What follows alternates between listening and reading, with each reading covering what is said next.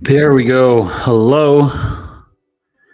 Hello, everyone. And hello, Pedro. Hey everyone, How are you? great. Uh, Great, he says. Great, he says.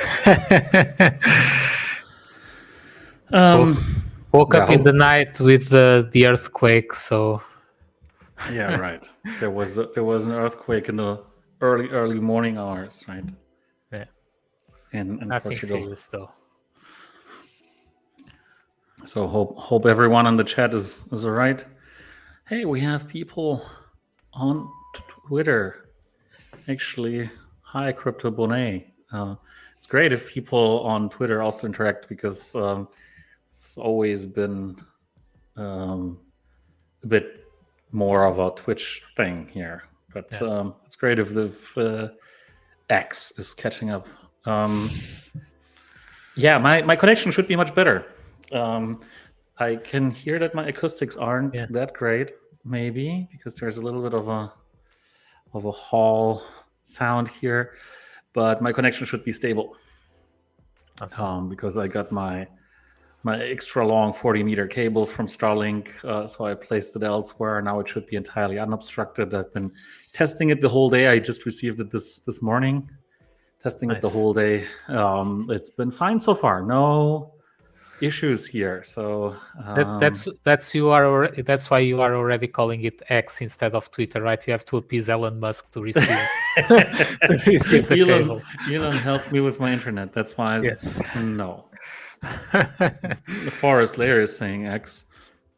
I actually been looking at this comment from Crypto Bonnet, just the hello, but it has this little X symbol right next to Yeah. it, right? So it's like exactly they find a dollar.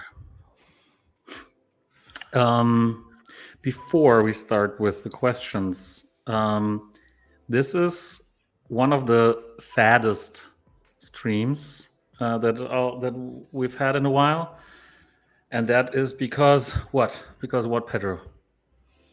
You you're leaving me to leave Pedro is the going to be earthquake to leaving us. everyone. Yeah, Pedro is a traitor, and he's going to be leaving us. I'm leaving Spielworks at the end of this week. That some offer here close home that yeah, it's a good opportunity, so I I really had to take it. And sadly, I'll continue just as a Wombat player, Dungeon Master player, and not not anything else. It's really sad for me as well. I really love the space, but couldn't say no to this opportunity. It's outrageous, and I mean, I told you that when you told me, and obviously, we want everyone in the community to know, and there is going to be a new person stepping in on Pedro's into Pedro's shoes, but it's too early to present that person yet. So, and also, I don't know how shy they will be Yeah. when they actually come in. But that means this is the last stream with Pedro. Yes. Yes, really unfortunate. Although I must say that I'm really proud of this last week, 2 weeks, because we released a lot of stuff, and we're doing a lot of updates for the new season. So at least I live with a good conscience that we really had a good 2 weeks with a lot of new stuff and a lot of drops and blends and everything that you guys like and that you guys were worth, yeah, deserve. I think something's burning here because I've heard the sirens wailing like 15 minutes ago, and now I'm hearing planes. So it's probably the Yeah. firefighter planes. So probably some bushfires here. Yeah, sad to really sad, just sad, and a bit angry, but mostly sad. Pedro, we'll miss you. But Thanks. I told you already. I have a hunch we'll have you back at some point. Sure. I don't say no to that. I don't say no. But also maybe we can do at some point we can do maybe an after work stream and whatever, and Yeah. I'll invite you, and Totally. you can tell us from the outside in, and basically tell what you like, what you don't like, the things that we've done after you left. I'll start pinging mad with my requests and my ideas and my feedback. Yeah, you'll be one of the watchers here on the stream. Yes. Yeah. Sure. So that was a downer, but we decided that we would do it right at the beginning, so that we don't have to kind of rush it in between. So we'll miss you all, Pedro. But in Germany, we say, or specifically in Hessen, the area where I grew up, we say "Lebe geht weiter." So anyone who's from Germany will know what that means. Basically, it just means life goes on. But yeah, there's always you always meet again, right? And it's actually like I was in Porto on the weekend because I went to IKEA, and so I was like could have stopped by your place. All right, so then let's move into what happened. Like because I was super fascinated by the new Woofle and what kind of dynamics that's created. That's kind of something that has been in discussion with the community for a while. Mortal Wombats, yes, you're late, and yes, unfortunately, yes. Now I want to move on because it just makes me furious. The more I have to Let's talk about the good stuff. Let's talk about the good stuff. So, I'm partially surprised, but also I'm not that the Woofle is still running. Right, the last one that was minted out within 4 or 5 hours. Now, obviously, we have double the supply, but even if we just had 2,000 mints of that, 2,000 blends of that, it wouldn't have been minted out, which is, in a way, it's pretty cool because it shows that there is demand, but it all depends on the price and all depends on the kind of structure of all of it. How did that go? Like according to your expectations, Pedro? Yeah, it went really well in what you were mentioning, the side effects of the drop, and you were mentioning this morning that the floor price for items increased a lot since the blend was made available, because the moss foundation, the one of the ingredients for the Woofle, it's still available for if you blend your items that you're not using. So it has that effect that was one of the reasons why we used the moss this time around. And but I wasn't expecting to have this such great effect on the price. Honestly, it well exceeded the expectation on that. So if we look at the moss foundation, the floor price is around 15 wax now. This is crazy. So that basically means that if you have to dump 10 items into it, recycle 10 items to get a moss, that means that it's about 1.4 to 1.5 wax that you would have to pay for an item. And that's pretty much, I think that's pretty much the floor price of items right now, right? Yeah, it's 1.2 that I see this morning, but yeah, it still has some margins and a bit up and a bit down. So there's arbitrage to be made. Yeah, just buy 10 items. There's something for 1 wax, 1.2 wax, and then merge them into a moss. But yeah, then you have a little bit of a fee there. Okay, so that is really crazy. Yeah. So anyone who has been rightfully complaining about floor price for items being down, there we go. Now you have something that you can do with all your items. Yeah, I think that's pretty cool. Let's see what's going to happen once the Woofle actually ends and it's minted out. Where we'll end up long term, right? Yeah. Totally. And then what else is going on?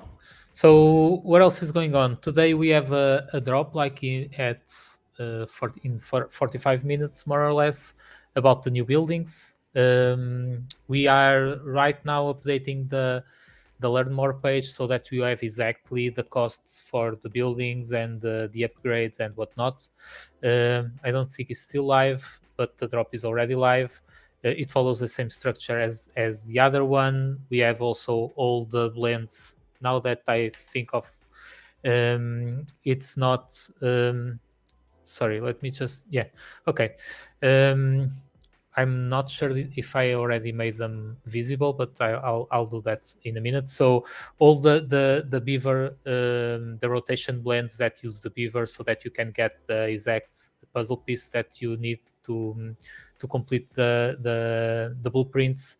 All of that is available.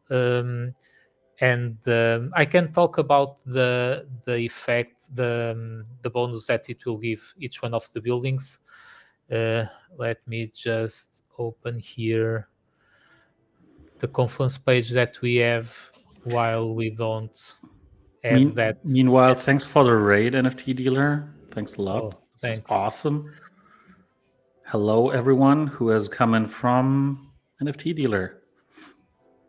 We are mutual raiders. So the boost that will give, so this is for the kitchen. A kitchen level 1 won't give, just as the bank, it won't give a boost right away. It starts at level 2. Level 2 will give a 4% boost.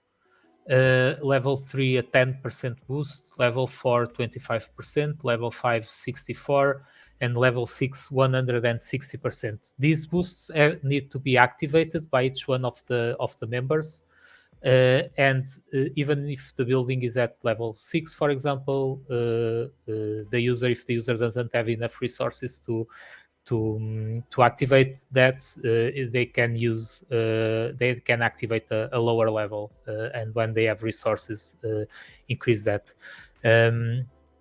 So yeah, that's mostly the mechanics. Then it's the values are a bit different, but it's similar for the stadium, which will give the speed boost. So we're doing the drop already, but the feature will be available starting from next season, right? Yes. Yeah.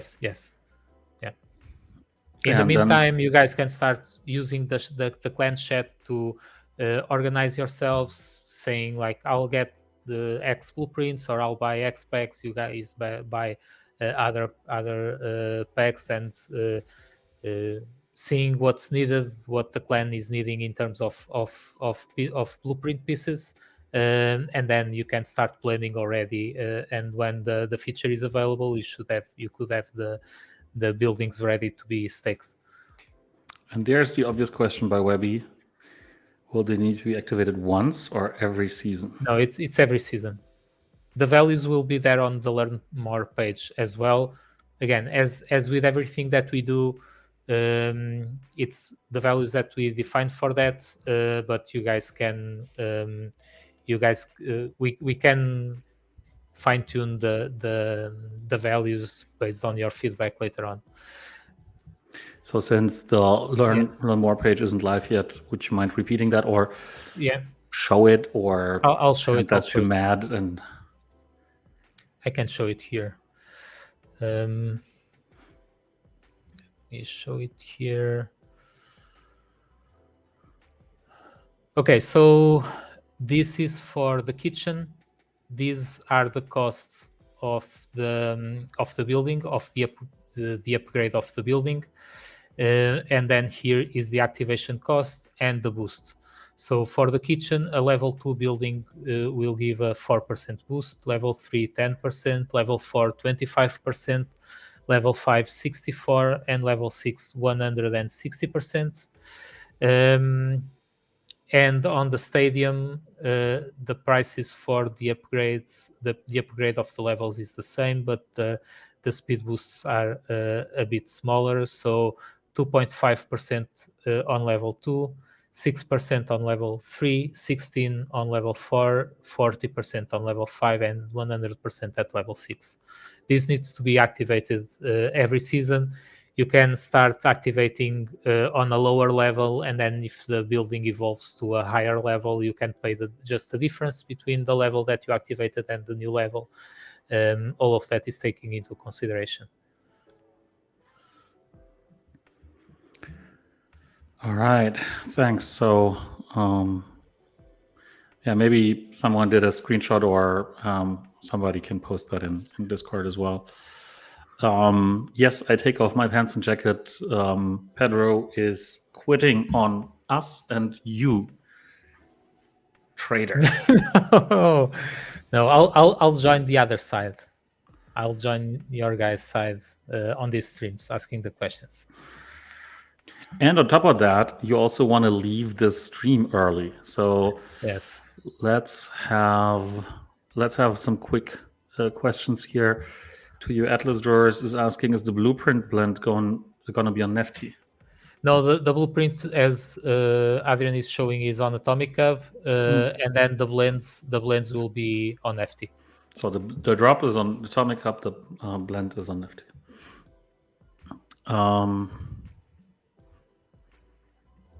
Old Monkey was asking, will we ever have EOS as an end of season reward option, or maybe EOS and Polygon NFTs at the dungeon shop? Yeah, this is very complicated. It's something that we would want to do, but it's really a lot of overhead. So we're not entirely convinced that this is the best move or the best spend of effort so far. So the answer would be more of a not really.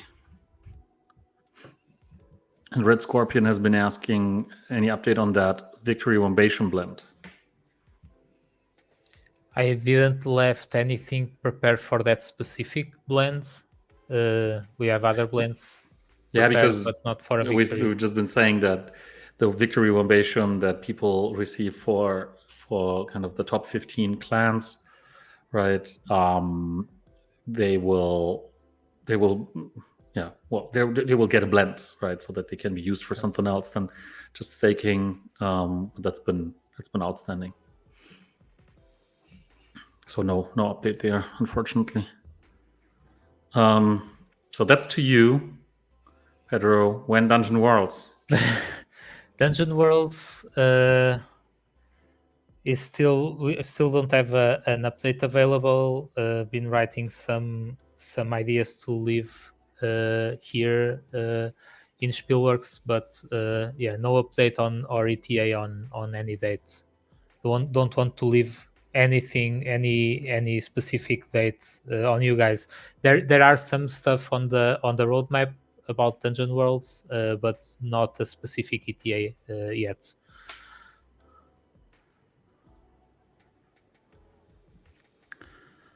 Okay. And on this little sheet, I said is proposing that we should ask one of the mods to take your job. I mean, applications are open. Yes. So if there's anyone interested, then let's have it. The one thing is, it does take a little more than just knowing the game and the community. Yeah. But that's a very good basis, right? I'm not saying yes. But it's just not the only skill that you need, right? And here we have a lovely message from Cons for Vince. Thanks, Pedro, for sharing the info. You will be greatly missed. That's true. Yeah.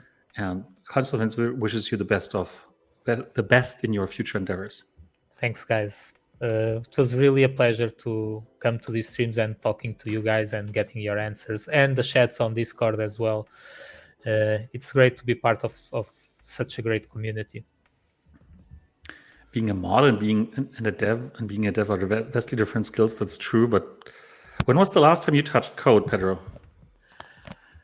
Well, it was some time. Sometimes I do some API fetching and some quick scripts for that, but nothing really big. So it was actually developing probably 10 years since I last coded something seriously. For me, I think, yeah, it's even more, like 13 or so years. Yeah. But I really hate touching code nowadays. Used to be the most normal thing, my day job, right? But then ever since I stopped, I feel like it's like it's different from riding a bike, right? Yeah. You feel really bad when doing it. Like riding a bike, even if you haven't done it, right? You'll do it and you'll feel okay on it after like 20 seconds. But coding is like just feels bad. Actually, a couple of months ago, I coded a bit to when we started working with the Launchpad for Immutable. I've started creating some scripts to create collections on Immutable zkVM to test it out. So I did some coding there with their APIs, with the Immutable API. I have to remember to leave that to someone in the team. Definitely. So a bit more appreciation for you. That's what I told Thanks, Pedro, Marcus. that we should tell early on so that he'll get some of the appreciation and he'll still see it. Take care, brother. So Captop has the perfect idea. If we make you part time and double your workload, could have a third reward pool for people over level 100. Yeah.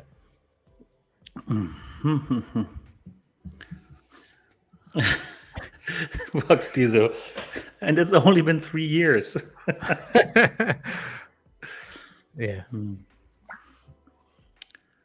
And ChatGPT can do anything and everything for sure.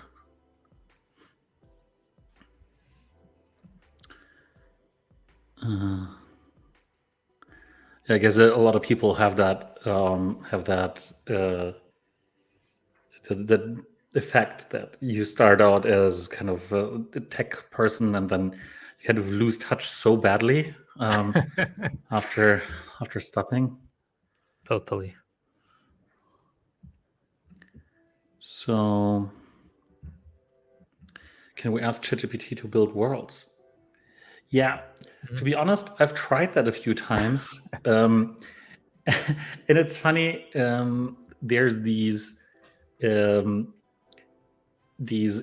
on YouTube that you get for videos where I made this bot, this basically MEV bot or arbitrage bot for Ethereum, and it makes me $1,000 per day or something like that, right? So I once clicked on that because I wanted to see what's behind, and allegedly they say, "Oh, I asked ChatGPT to write a bot for me," and then if you do the same thing, you ask ChatGPT to write the bot, it would say, "No, we don't do arbitrage bots, right?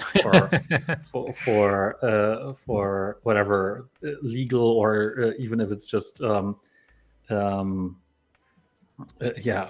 do you say how do you call that?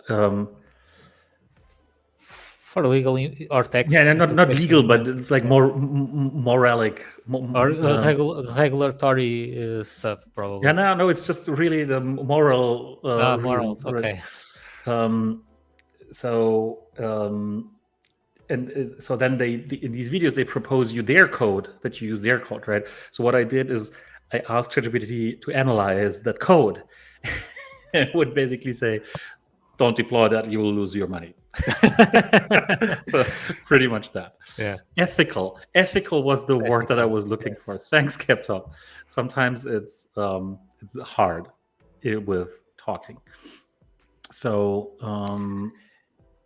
yeah, and I can also say that we tried before we released this the table with all the mining power on the learn more page. We tried to create a bot that would give us that, and it was really tough to really do that. We see a table, and it's so easy for us to understand as humans the table and how to search that and filter and get the results that we want.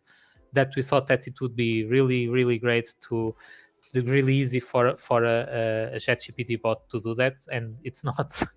It's not. We never get to a reliable point. It's funny, Captain, because I even forgot the German word for it. I was trying to remember, but anyway, that's what happens if you're in a foreign country and you're learning a new language. Even, ich verstehe nur Bahnhof. That's paradox. That is a phrase that my sons have picked up and are saying sometimes. So that's very, very funny. Okay, so Pedro, now you said you were going to leave it around past. Is there anything else that you want to say or let the community know? Just really again saying that it was really a pleasure to work at Spielworks and talking with you guys over Discord and here on stream.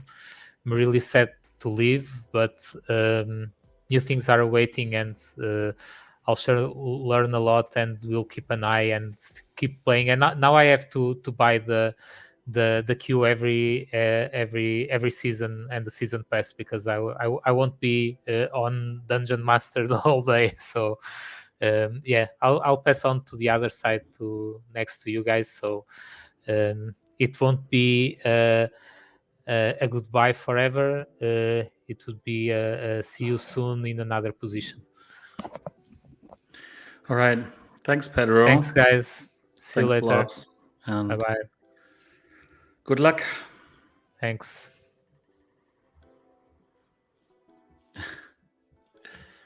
Before we move on, because I have a surprise guest, which isn't even that much of a surprise, but it's probably insignificant to the game plan. Why it's called Kitchen. Stadium is a building which makes sense just like the bank. Kitchen is a room within a building, not a building. It's a bit mismatching in the naming syntax. I won't say it. I will say it. I was literally having the same thought today, but it was way too late because these names have been made up months ago, right? Even when we created the whole building system, but I don't know. That never occurred to me. So until today, until this morning, where I thought, okay. So thanks a lot for all your best wishes for Pedro. We're really sad to see him go, but sometimes you can't stop that train. So yeah. So off to a totally different note, and that's a hard turn now. That I've had last week. I got a request or a few requests from you guys to have a person on who you probably don't know personally. So I just said you can talk to him. And then there was the question whether we could have him on the stream. And then I asked, and Corey said yes. So hello, Corey. Welcome to the Tavern. It's your first time. Is it really? I think so. I think you're probably right. I had Juan on a few months ago, but you're here for the first, I believe. Maybe not. Maybe there's been a long time ago. Anyway. I think you're probably right. So welcome. I've been on the Nefty show with you and your previous shows before. That's true. Quite a bunch of times, but I don't typically have guests, right? You guys have guests like all the time. So I don't always have guests, but whenever there's a demand, I would say why not? So hello, Corey. Hello. Before we get into introductions and stuff and who you are and what you've been doing, some people. There's this massive elephant in the room all the time, right? Because the question was, hey, should we trust launchbacks because Corey is a scammer and he scammed all the uplift people, and this thing is still out there. I know, right? And honestly, I get it, because it's deeply frustrating, obviously. And I mean, I was talking to you the entire time all that stuff was going on, so you know what happened, and Juan kind of the same way. Yes, it just for the record, I didn't want to speak for you, right? I said, hey, if you have any problem with Corey, Corey is a person you can talk to. You He's a real person who's out there on Telegram all the time. So you can ask me for a contact. You can talk to the guy. You can explain to yourself, himself, right? I don't want to be like pretending like, or I don't want to be telling your story here, right? Because I might get it wrong or whatever, right? So I just said that we've been friends for a long time, right? I trust you. I don't think you would scam anyone. And I've been friends with Juan for a long time. I trust Juan and Jose from Nifty Blocks, right? So I don't think that anyone would get scammed on launch bags. But the question came up, so yeah, here we are. No, that's my first question to you. And and thanks for having me on. I take off my pants and jacket. That's awesome. It's a brilliant name, right? So shit. This is it's super fun to talk about, but again, like the fact that there's confusion about it, like I own that, because all that crazy shit happened, and then I kind of had a mental health breakdown, and I disappeared for a long time, and in that space, it's rumors get going, and I wasn't there to change anyone's opinion about it, or to basically make people know what was going on. So when Corey says disappeared, he means disappeared because even I didn't hear from you. You were basically gone. Everyone was worried about you, right? Yeah. No, I couldn't even go into the Uplift Discord without like literally getting the shakes. Luckily, that's not the case anymore, generally speaking. So glad to have you back. Yeah. I'll definitely mention like the biggest mistake I made, because I was new at business and was extremely trusting, is the deal that we initially set up to build out the Uplift. We joined up with the Legend crew, and obviously like I trusted Blue implicitly, so assumed that was going to be entirely fine. Basically they had raised a bunch of money, and so I ended up owning 3% of Legend, and they folded Uplift into Legend.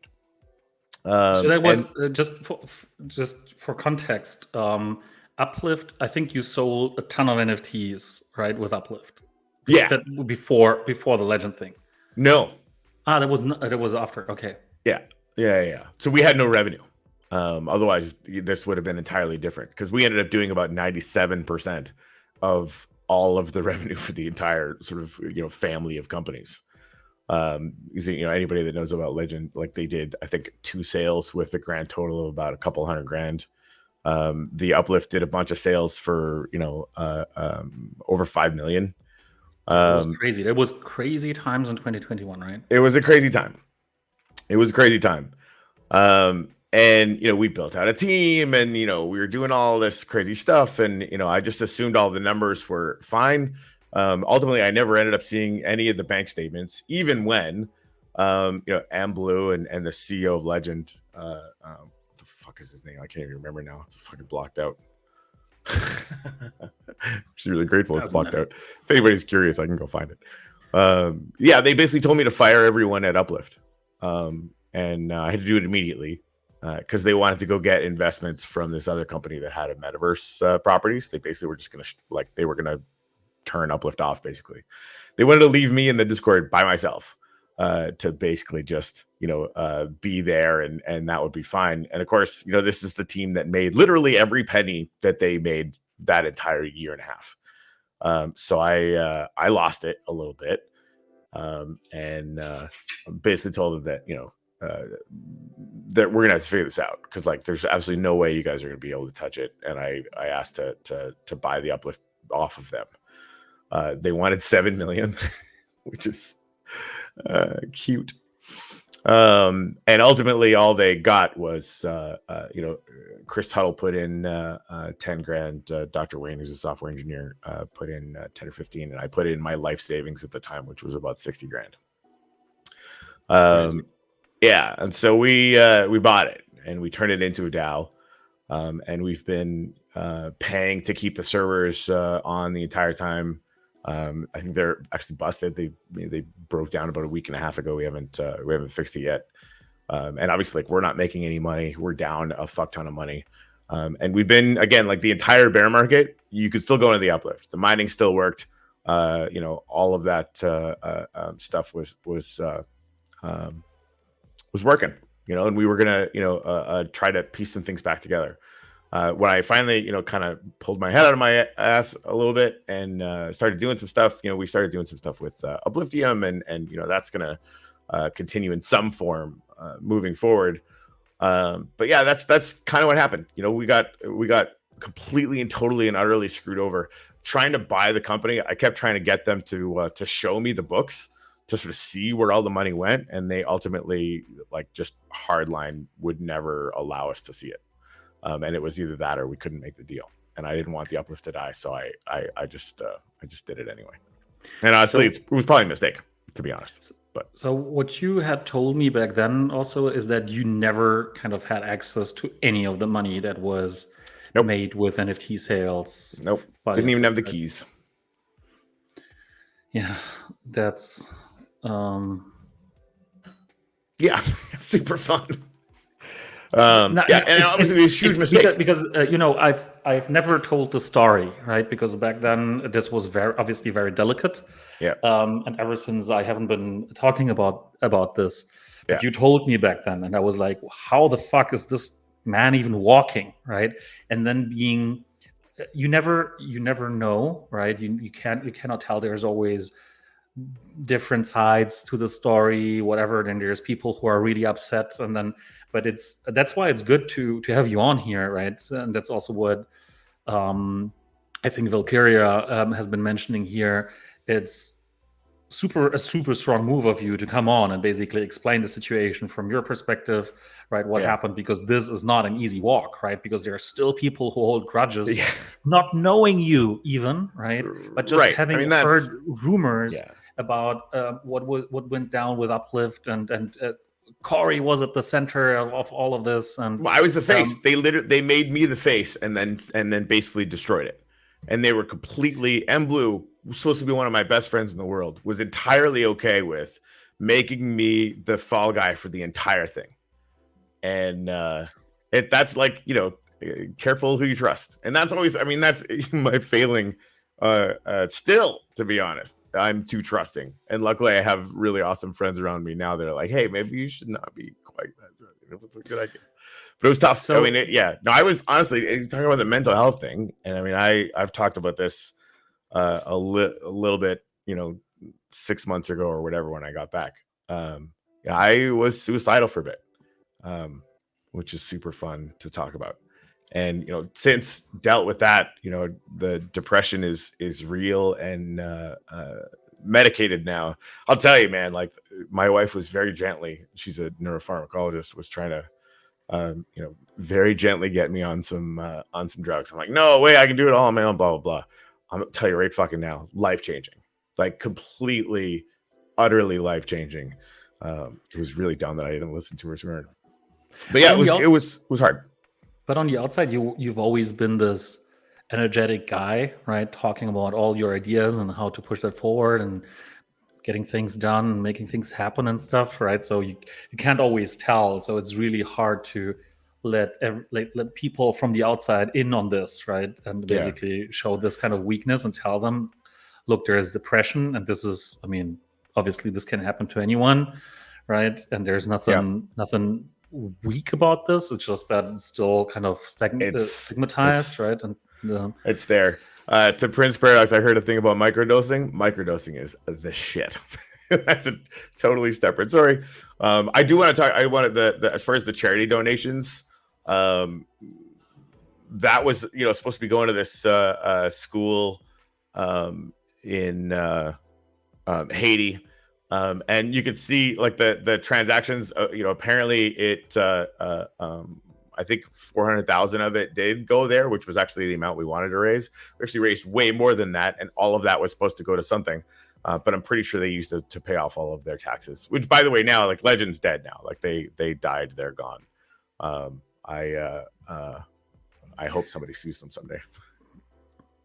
What was Legend? Legend was an art, music, NFT kind of thing, right? Yeah, it was supposed to be like an art NFT platform. Yeah, it was an all total failure from the beginning. So Prince Paradox has spoken with Seth and John. I don't know. Boyd, I would imagine. Boyd Seth. Okay. They all said you're a great guy and that they trust you on a project like this. Oh, So we have more people saying this. Yeah, I mean those guys are awesome. I remember those guys back from. I met them around when I met you back in the EOS days.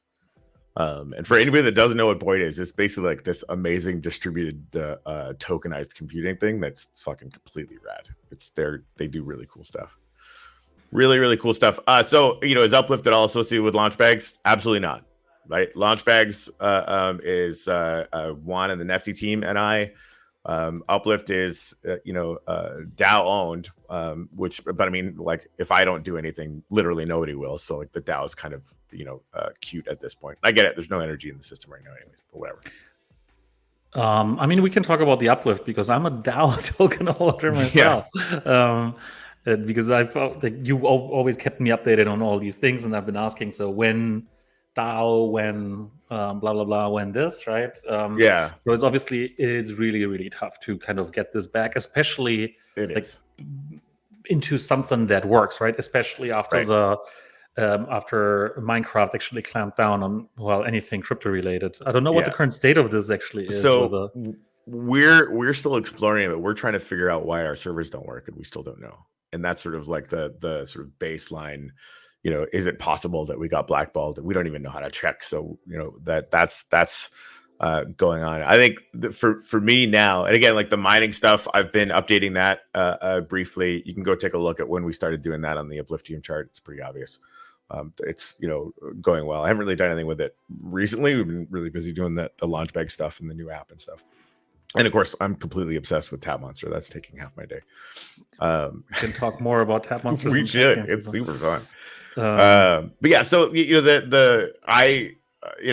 I refuse to quit on it. And everybody who thinks I'm a scammer, why the fuck would I still be here? And also, I made nothing. In fact, I'm way, way, way, way underwater on this thing. I mean, I make $2,000 a month as a musician, and I've got 60, 70 grand into the Uplift at this point, and we've been paying hundreds of dollars to keep the servers on every month. So if I'm a scammer, I'm real fucking bad at it. You're really bad at it. It's like really bad. We'll talk about Launchbags and kind of the greed discussion that was brought up there, right? Obviously with kind of the share that Launchbags would get, and we had a little bit of a back and forth after I had launched my token on Launchbags, but we'll get to that a little later. Yeah, it's one other thing. Like you're at, like, as far as the DAO and stuff is concerned. So that the Uplift stuff, I think mining's gonna get some updates. I've been sort of transitioning Upliftium into a bit of a meme coin. I'm assuming that the Minecraft stuff is just going to be done. We actually had a backup in development with Mine Test that has some really powerful stuff, but of course, like, we have no money to pay for devs or anything like that, nothing like that, right? So I'm actually getting access to the Docker file that Mine Test thing is running on, and I'm gonna start learning how to code so that I can learn how to plug that thing in and then actually have some play to earn. Luckily, the Mine Test is like entirely open source. We can have Web3 hooks into it like all over the fucking place, and nobody's gonna care. So yeah, that's a situation where we can actually make that stuff happen. And again, like, there's like way, way, way, way too many NFTs out there in the Uplift ecosystem. So having some way to usefully compress that down into stuff that is kind of at an actual usable level would be good. And again, we're not doing any sales, maybe ever. So this is basically like we're gonna survive or die on secondary market. We just had this woofle thing going on, right? So we have a Wombatium that's called Moss Wombatium, and you can blend that with a Woofy Wombatium to basically raffle for a prize on Nefty blocks, right? But the only way of getting a Moss Wombatium is basically blending 10 Dungeon Master items. And we were just talking about it with Pedro earlier. We started it on Friday, and the floor price for Dungeon Master items is basically 4x since. So this is a way how you can compress some of your items, essentially, if you want to. Yeah, right? no, that's kind of the idea. Even just having a situation where you can trade in any of your land NFTs and that kind of thing. And we have those shards thing out there that we sort of were including in any blend that you did with Uplift. I want to start a shards deflationary token and sort of have that as sort of an interesting companion piece to all the stuff that's going on. I mean, right now, like we're working on with the launch bag stuff. We sort of pivoted to the app because, like, for us, it's user acquisition. Like, we had a bunch of launches; they were really, really fun on launch bags, but it's like we're talking to the same 300 to 500 people every time, and it's just diminishing returns. And it's not fair to everybody else to just like constantly be doing token launches as fun as they are. With that being the case. Right, so we pivoted to jumping on the Tapper bandwagon, and I think our offering in that space is going to be really fun. It's got some kind of unique elements to it, but yeah, our whole focus is we need 100 times more people on Wax for any of this stuff to actually work. So that's kind of where we're spending our energy now. That's another thing that I want to talk about because I'm yet to see the Tapper that you guys are building. Maybe just to rewind, unpack all the past stuff and finish that, and then we're done, right? Valkyria didn't even know what Uplift was. So Uplift was Minecraft meets Web3 thing, right? Where you could have your own land and you could only build on your own land, and the land was NFTs, and it was basically a separate Minecraft server. Right, and then people would build stuff, and then you could sell the land, and somebody else would own what they have built on that land, right? So that was essentially how I understood Uplift to a large extent. Or like, what was Uplift from your perspective? Because I mean, the stuff that you've been showing, and also when we first met in New York over NFT NYC, right? You were basically showing people that stuff. So maybe you want to recap on what the idea behind Uplift was. Yeah, I mean, it's the play to earn space was really popping, and we had you could basically do a bunch of stuff in this Minecraft set of worlds, and make Upliftium, and then you could withdraw with NFTs and fun stuff. Yeah, so Uplift was like a place for business to show off their product in a Minecraft server. Like it definitely became parts of that, right? And you could upload pictures and do a bunch of crazy stuff. So you could make really amazing things, and that's like we've still got the world files for that. I want to figure out a way to kind of maybe put them up on peer-to-peer so people can download them, because there's so many fucking amazing builds in there that just that's one of the reasons why I refuse to turn the servers off for so long.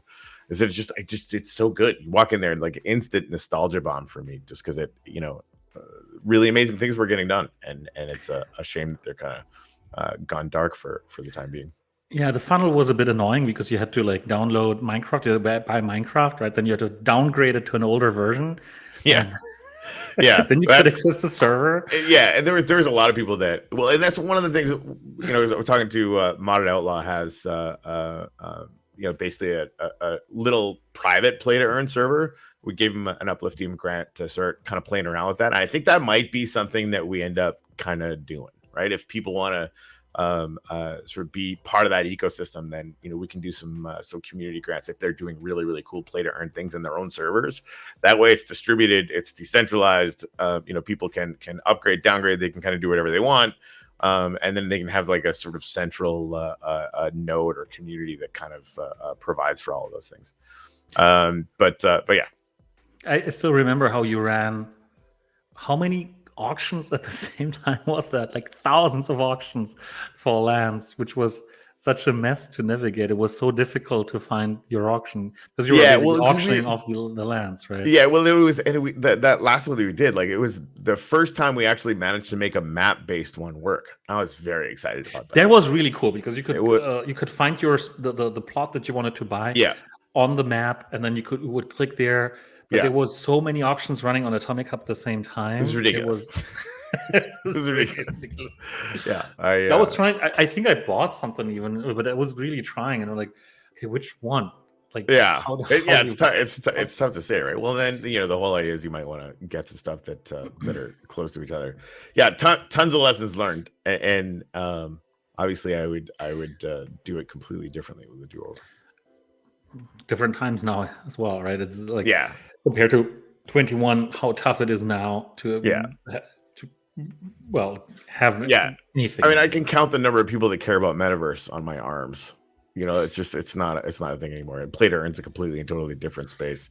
And thankfully, like it's evolved a lot, right? Like with what you guys are doing with Dungeon Master, on the show a lot. We end up talking about what really fueled the rise on Wax. There's a lot of other things, like it's not just this, but with Our Planet taking off, and then that freaking ridiculous Farmville thing, like the hyperinflation things were really like hyperinflated meme coins, or like that, the bubble kind of thing, but embedded in a game, and tons of money came in because it looked like a ton of people were making a lot of money.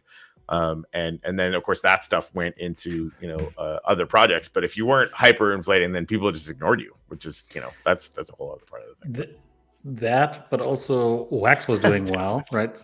So I think that's why, right? I mean, that's the tons of demand. Like Farmville was doing millions, right? And like Alien Worlds was doing tons as well. So if you wanted to get in on these things, remember like the freaking like Swans or whatever, it was like $1,000 for like, it's completely insane.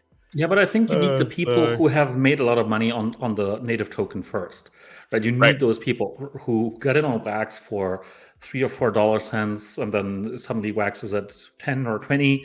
I'm not talking about like peak 90 cents, right? I'm talking like healthy, quote unquote, healthy, long-term, sustainable, maybe returns. So you can actually spend that money and still feels cheap. And you can basically just dump a little bit of money on Farmer's World or from like Alien Worlds or whatever, and it doesn't feel super bad because you essentially bought the $500 that you're spending. You actually bought at what, 150 or whatever. No, it's when the money doesn't feel quite as real, you start doing really dumb things with it, and I can confirm I did a lot of dumb things. Maybe one last one about the past. I take off my pants and jacket has been asking what happened with Kansai Crypto. Oh, he's living in a town in it's like Osaka or something, like southern Japan now. His internet is total crap now. I talk to him like every few months. He'll pop his head back up. Jimmy's one of my favorite people on the face of the earth. He's just been kind of doing his own thing, teaching, and hasn't really done anything with crypto in the last few years. He's still around. He's doing okay. We chat every once in a while. Yeah, Jimmy is exceptionally good people. That's 100%. Yeah, you used to do the show together. What was it called? I think it was The Uplifters.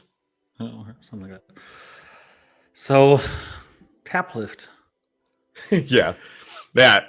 Hold on, I guess these or not. We're going to be focused on the launch bags one, but the likelihood that there will be some kind of event combined with Uplift in our the launch bags app is pretty certain. Down the road, probably. We've got a filling up in the partnership thing. But anyway, so I like that. Yeah, I wouldn't release it anytime soon because I would have to figure out how to build it myself, and I'm not that smart. So okay, now we spend 25-30 minutes to talk about the past. That's good. Yes. Thanks, Kari. Thanks for opening up on this, and I hope that everyone's in 2 minutes. Everyone's questions have been answered. So now let's talk about the present and how you got there. So, by the way, we'll have the clan building drop going live in 2 minutes. So I'll sweet. Share that on the side. But if you're not a vivid Dungeon Master player and you're not in the clan, then this is not for you. Anyway, I'll probably while you talk, I will probably have to buy some packs on the side. So launch bags, because I've been advertising launch bags because I think that something like that, and now we obviously saw Sun Pump right on Tron, and we saw all kinds of other things happening on Solana and on Base and whatnot, right?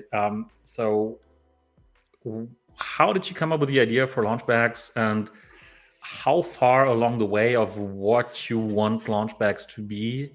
How far along the way are you? So what's going on with launch bags generally? That's a fantastic second part of the question. So, yeah, I mean, we were taking a look at, what's going on out there in the ecosystem. Obviously, NFTs are sort of bouncing off the bottom. There's still some movement, but not a lot, right? Like not enough to sort of maintain any kind of decent business on for us right now. And NFT was sort of having that same challenge. Like they were burning through money. Like they're not making anywhere near enough revenue to keep going. So we want to figure out, okay, wax spaces, so. Right? Yeah, it's just not really viable right now. So anyway, we're looking around. Obviously, one of the most fascinating things for me, I started researching Bonk, and I had to get Bonk and then stake it so that I could get Wuffy, right? Like that's like on that side. I got way more on the wax side, which is way more fun. But so I just was kind of going through that process, and in the process of researching Bonk, I found out that they actually like started right before the end of the last bull market, and they actually did most of their gains through the downtime of that bear market. That was really fascinating to me. We started talking to people started talking about all these meme coins and the fact that there's hundreds of thousands of them on Solana, and of course some of them actually make it, but like a lot of them do some really sort of interesting churn. Obviously there's a lot of rugs on Solana as well, which is a really legitimate pain point.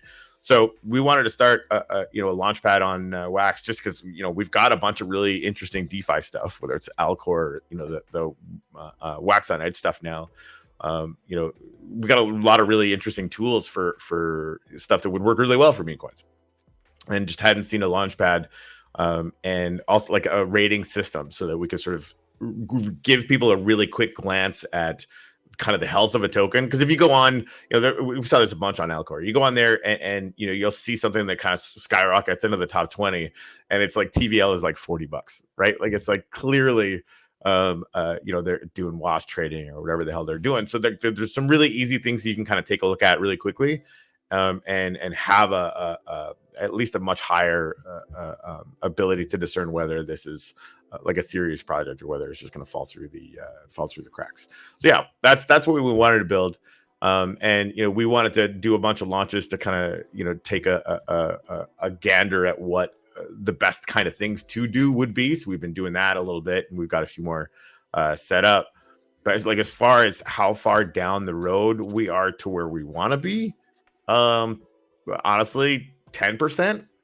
The rating system needs to be a lot bigger. We need a much bigger audience to make any of this stuff viable on Wax. We're gonna go multi-chain, because just depending on Wax to start getting busy at some point would be irresponsible, frankly, because maybe it won't. We gotta get the packs. So yeah, I think like there's tons left to do. Tons and tons left to do. And again, part of that for us, we're looking at the user acquisition capacity of these Tapper apps. That it just seemed like we would do really well to get one of those and then start using that to sort of tie into the tokens that are launched on there and doing some cross promotion and doing some fun shit like that. Yeah, we'll get to that in a second, because I'm still curious. Just by the way, the drop is live. Yes, I've been getting the question, where are the other blends? The blends are now all ready. I just activated them while Kari was talking because they were just invisible. With launchbacks, so that's I think it's great to have a launch platform, right, for tokens. And it's not like you couldn't do all the things yourself with some of the tools and a little bit of coding yourself. Obviously, you can. Right, but why would you? I don't know if I could. As far as launching the tokens, right? I get what you're saying. I couldn't, but people who have a little bit of coding skills in Wax smart contracts could. But it's about the kind of standardization that okay, this is a trustworthy smart contract, right? So the stuff that happens to you on Solana all the time, that your account can be frozen for any particular Solana meme coin, right? So you buy something and you make a 10,000% return, which is not a return because you can't flip them, right? You can't sell them back, and then because your account on Solana for this token was frozen. So these kinds of things that shouldn't happen, but there's literally like no quality control, right? I mean, yes, nowadays the Dex screener, I believe, would tell you that this is a honeypot, but that's a bit too late, right? So you would want to see that up front, and actually whatever Radium should be telling you that, right? Where you buy the token, this is where you should be told. So I think that is really bad. So I think that we should appreciate the fact that you guys are building this in launch packs, right? Sorry, I'll close that for a sec. So that it's safe. It's safe to launch a token, and it's safe to buy any token that has been launched through launch packs. Right? Well, I would say safer, right? Safer. Because I mean, it's self-serve, so like literally anyone can go and launch any kind of token that they want with sort of very few limitations, right? So that being the case, like this one guy, and I think he's actually trying to do good stuff, but it's all kind of screwed up. The duck token thing that just launched, right? He's got like 98% of it or whatever the fuck it is, like still in his wallet. Again, like all this stuff shows up as actual warnings. Like if you go to the duck page on launch bags, there's pop-ups now, right? It's like, hey, like here's a couple of things we're flagging right off the bat that you might want to buy some of this, fine, but like you need to know that stuff right off the bat, right? So like it now, anytime if you launch it through our thing, it's flagging sort of what we consider the bare minimums of what a serious project would have, and it's not necessarily how you would need to do it, but like we at least want people to kind of know that if they're going to trust this thing, that you sort of need this data or whatever, right? So it's safer. We want to give people all of the objective information that we possibly can about the contract and the token and where everything is at. And if you go there, like on any of the tokens, you can see which accounts hold everything. You can see the vesting contracts for it, because we have vesting contracts now for when you start it out, you can actually have it set up so if you have like a team thing or dev or whatever, that it'll automatically vest it, and then you can actually track that in our back end to see sort of when teams are getting tokens and how quickly and stuff. So yeah, safer. Safer. And we'll continue to try and make it safer all the time. If the contract is not renounced, right, then obviously anything is up in the air. Yeah, which is the setting we have now. So yeah, cool.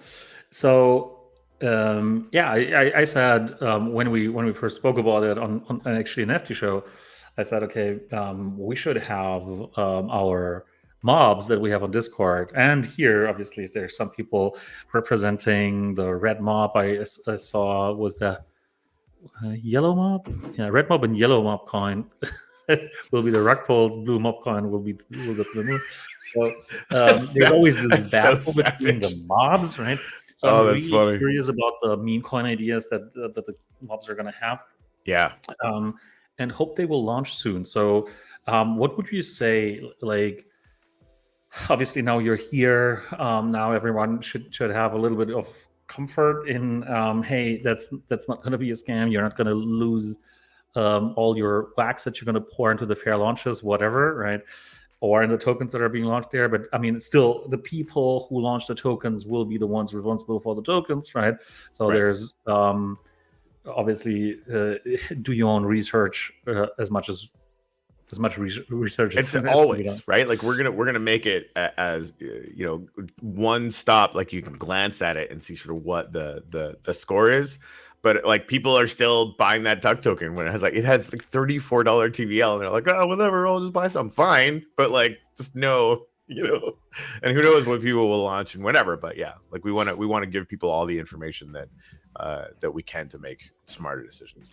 So dare you explain how the fair launch works, and then how the IDO works on launchbacks, so that people know that there's essentially these two phases, and they can be combined, but they don't have to, right? You can basically launch a token without a fair launch, essentially. So what is this all, and why is this there?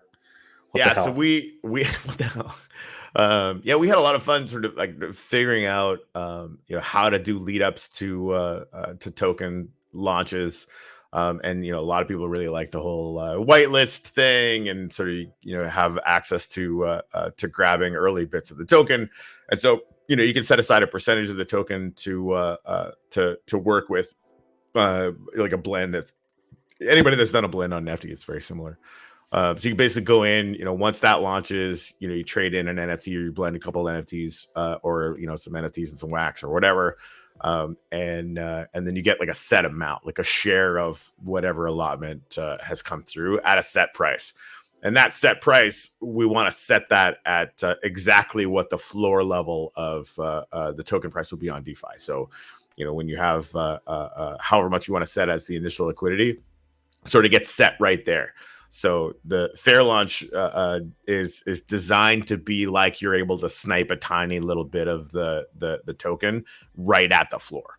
And then obviously once the IDO, the initial DEX offering goes live, then everybody can just kind of smash it, and obviously the price goes bananas at that point. Okay, so the IDO is the effective launch of the token with the liquidity pools.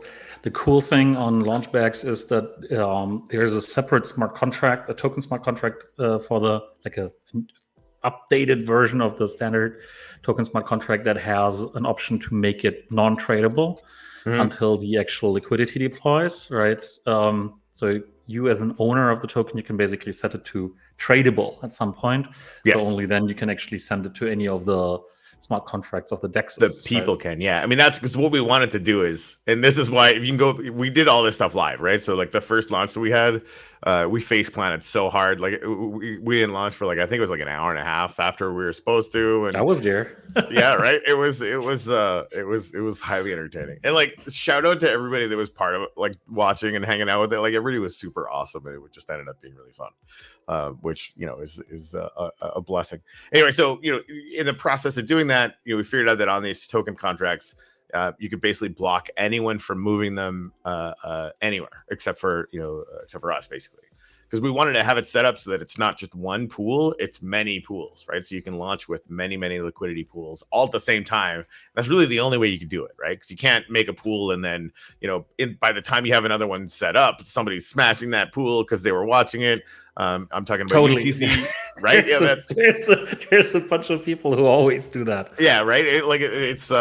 There'd be no way to do it. So you'd be trying to set the next pool up, and the price is going fucking crazy, and it just it wouldn't work, right? So you have it set up now so that you can set up as many liquidity pools as you want. And when you do the IDO, it's just you clicking a button on the back end. That's when everybody can move it around, and that's when people can use it. And that's been kind of a really cool thing for us to see. Basically, you can't do anything with the token. You can, I mean, again, the fair launch thing, right? You're getting it from that, so you can see the token in your wallet, and you just can't move it to the exchanges or anything until we flip that switch, or until the person who launches the token is flipping the switch. We can't do it.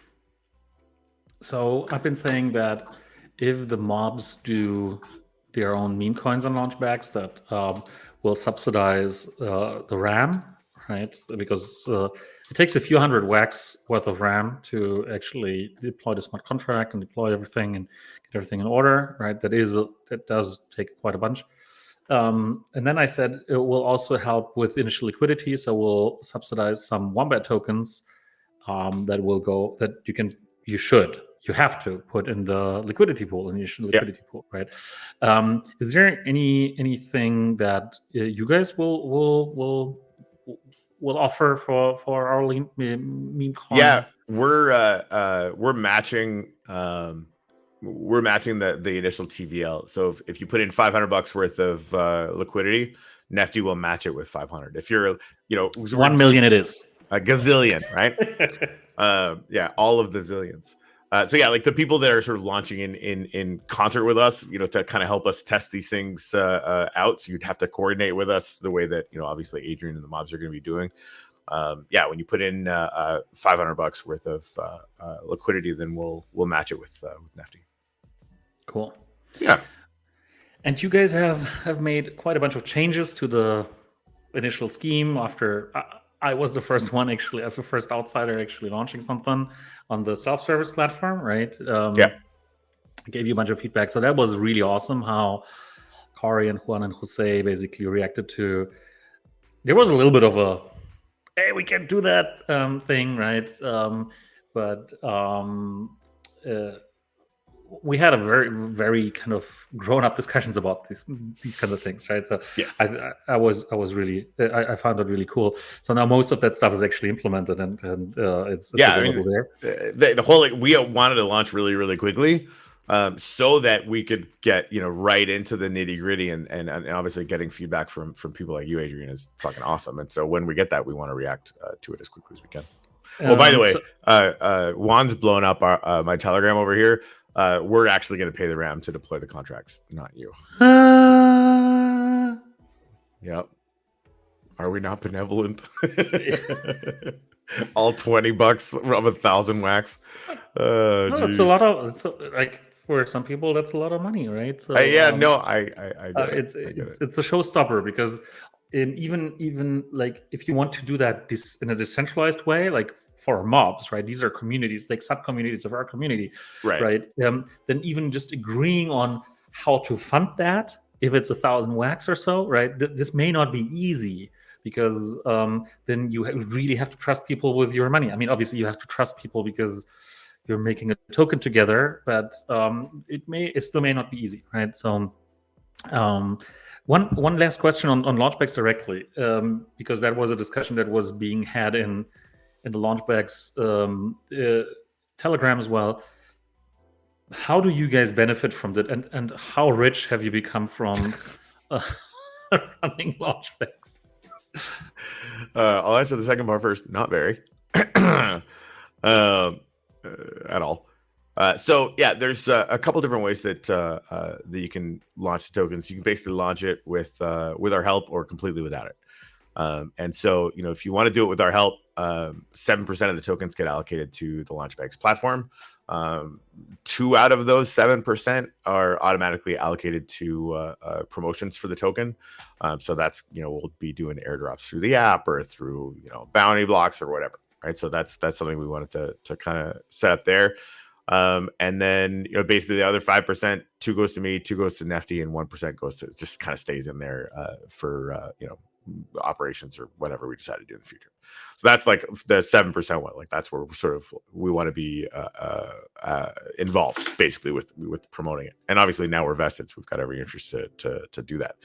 And then the other one, I can't. If we set it at 2% or 1.5%, I don't even remember now. I think I offered you 2. That's that's probably what it was. So yeah, basically like full on self-serve. It's a tiny percentage, and I think we're still saving some to kind of throw out to the communities and stuff. But just wanted to make it as frictionless as we could.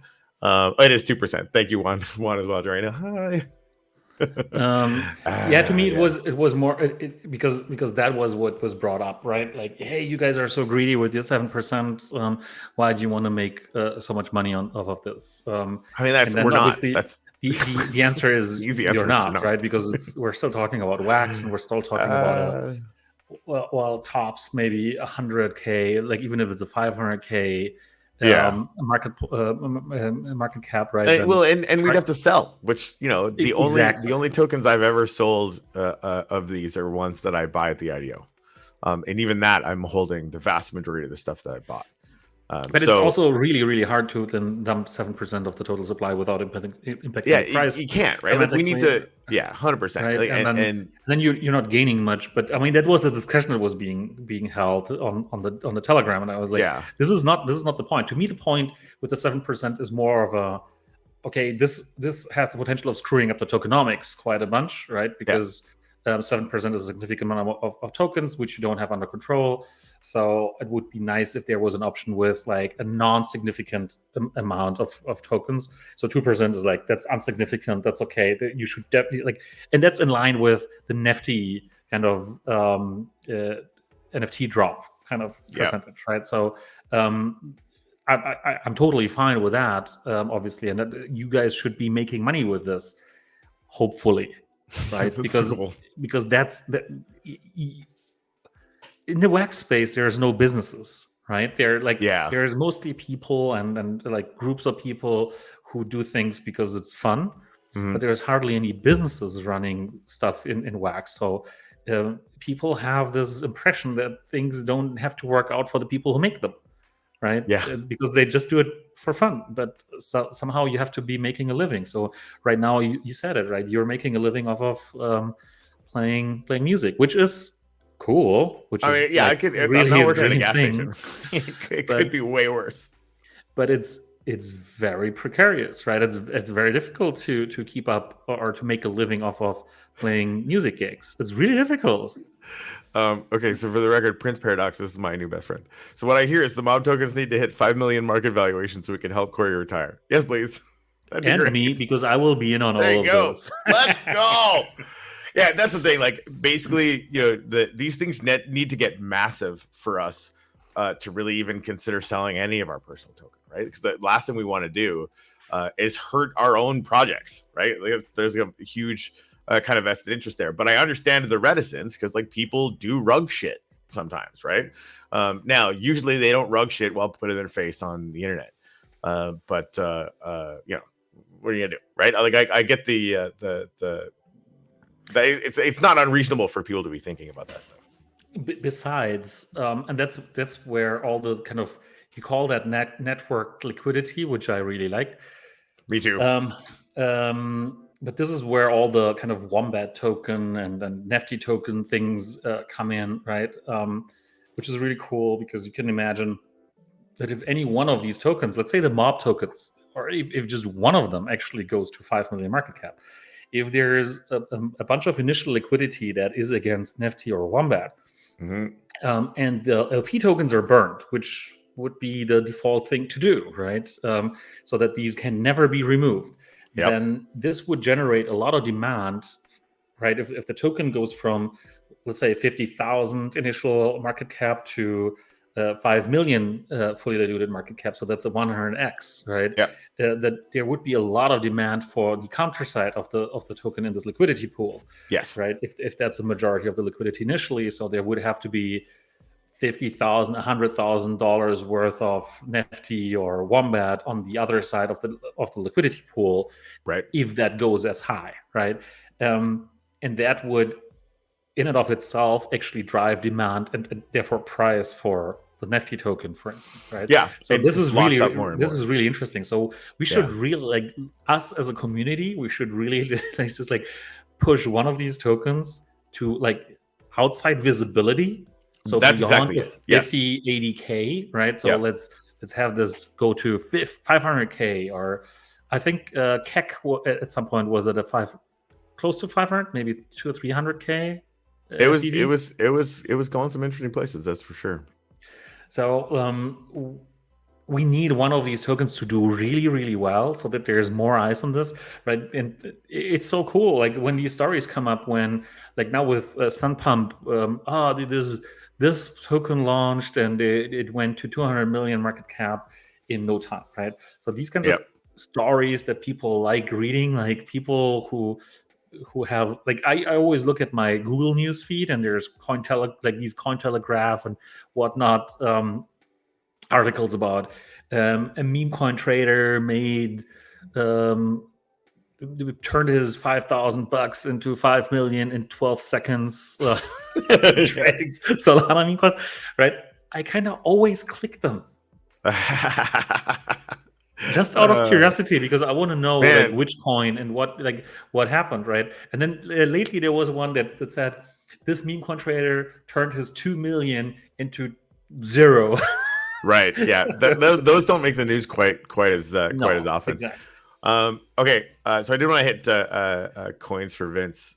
Had a good question. So if a token launched from Launchbags is flagged, ticked a few boxes being high risk. Besides showing these warnings, what could LB do to protect the community and prevent many more community members from losing their investment that Launchbags helped to set up and launch? Okay. So this is an interesting question. We are open to any ways that the community comes up with to objectively, not subjectively, objectively provide more information to products that basically slow them down. If we're going to be self-serve, I don't want us getting in this situation where we're the arbiters of whether a project is good or not. I don't want to be involved in it. I really don't. Like, if we can give people, objective information about what they've done, where the tokens are set up, what the tokenomics is going to look like, what the vesting contract is going to look like, all of that objective information, like at a glance, because we can do that, right? But now, like, if you put us where we have to like start whitelisting things or deciding, who's good, who's not good, well, then, if we are deciding that and then they fail, and again, like out of 100 meme tokens, maybe 10 of them are going to be good, right? Because we don't know what the teams are like necessarily or whatever. We're just not going to be responsible for that. I have enough bad shit to deal with on my own, So we want to we want to provide the tools for people to make really smart decisions, if we can. We're not. I don't want us to be responsible for deciding who's going to win and who's not. But this is a very good question, because it's assuming that you have any responsibility for any of these tokens and that you would vet them, and you need to be very explicit in saying, no, you're not vetting them. That's right. correct. And it's crazy because here at Sunpump, right, there's so many tokens. I don't know. I looked at it earlier and I don't see any of the ones that I saw earlier being up here anymore. So there's dozens of tokens launching every day, and you see that there's a lot of them with the same logo, with the same wow. Right? So there's just so much stuff coming up. That's crazy. Well, that's the thing, right? Like, and we've had some internal discussions on it. I wanted it to be 500 minimum TVL to even launch. And I got outvoted, but that means that like anybody like Duck has $34 TVL, right? So like there's the capacity for a lot of noise, and I mean, like, in a certain extent that might not even be bad, right? If you're trying literally everything and then something hits, then that's great, right? But we want to make sure that people at least have the information for that stuff. Yeah, I mean, I personally wouldn't mind super low TVL things launching, right? If you look at Dex tools and Solana meme coins, I mean, okay, launching a token on Solana takes 2 Sol or something, so it's expensive to pay for all the resources all by itself, right? Yeah. So there is a little bit of a minimum barrier here. Obviously, that's much less on launch bags, but just for the record, on stuff like Sunpump, right? You can basically just go there and set up your token on Trot. Yeah. Right. And most of that will do miserably, and there's a lot of rugs and spin-offs and impersonators and whatnot, right? There's there's so much shit going on, and if Launchbags is successful, the same thing will happen with Launchbags. Without Let's face it. So if we had hundreds of tokens launching every day on Launchbags, there is no way the people behind them would be known, right? Like none of that would be known, right? Right. You couldn't go anywhere and basically try and find out who launched that. Yeah, because these would be pristine new wax accounts launching new stuff, right? And people would not go public on their meme coins.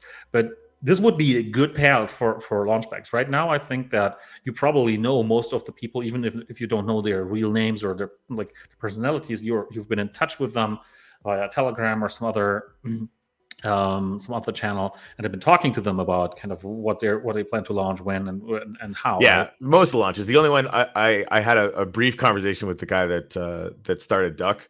I don't really know kind of anything about it or what they're planning. They just seems like they're actually trying to do stuff. I don't know if it's working or not, but yeah, everybody else we've launched in coordination with them. And the one who is anonymous, we actually know who they are. So, but Duck is still marked as upcoming. It's live, but it's upcoming. Yeah. So I think the fair launch is upcoming, right? But the LPs are deployed already. So yeah, this is the Launchback site. Anyone can go to create now and basically just create stuff. And it's fair. It's very easy to go to ChatGPT, basically create your logo, write up something. The crazy guy who launched Fed or whatever, like all AI generated art, whatever. Yeah, that was fun. It was fun. It took an hour, maybe an hour and a half, and with live support from Juan and Jose as well. Juan just letting me know. Apparently, the duck guy made a mistake while launching, so that's why it's a little bit borked. So apparently, we're in conversation with him. So yeah, I mean, like, so there's talking about like KYC or unless you're Logan Paul. How's that about Prime? Like, that's Prime. I recently bought Prime, like a Prime drink, and it was the worst tasting thing that I've ever had. I couldn't drink it. It was so bad. It was lemon. It was so bad. I couldn't finish it.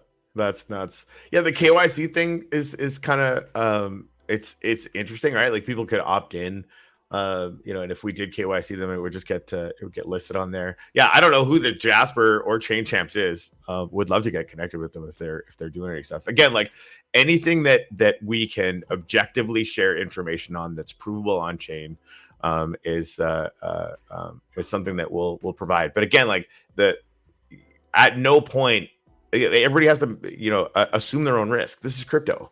Because like, we're going to be able to do as much as we could possibly do. You still have to maintain your own risk. I'm not responsible for your decisions. Let me say that again. I'm not responsible for your decisions.